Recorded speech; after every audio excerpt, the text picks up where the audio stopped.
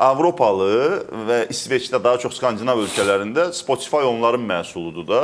Bəli. Niyə oturdular, düşündülər startap olaraq ki, insan musiqiyə qulaq asır və musiqiçinin yaradıcılığına hörmət olaraq, onun yaratdığı musiqiyə dəyər olaraq pul ödəyəcək ki, Samir, sən bu əsəri yaratmısan, sən də buradan qazan. Çünki sən musiqini hobbi kimi yaratmırsan axı. Doğru. Amma bizim mental düşüncədə mən fikirləşirəm ki, Samir kino çəkdi, 1 milyon pul qoydu. Biz də sındırdıq, hamımız Telegramda baxdıq, batırdı Samir o pulu, ziyana düşdü. Və bu məndə sevinç hissi yaratmalıdır, bu mentallıqda. Mental düşüncə fərqimiz olmalıdır. Biz də, yəni mental yanaşmamızı dəyişməliyik və tək burada yox. Məsələn, toplum olaraq 5 milyonluq şəhərdə yaşayaraq da, biz sıralama gözləyəndə qarşımdakı insanı özümdən bir zərrə qədər üstün qoyaraq ki, onun da vaxtı dəyərlidir.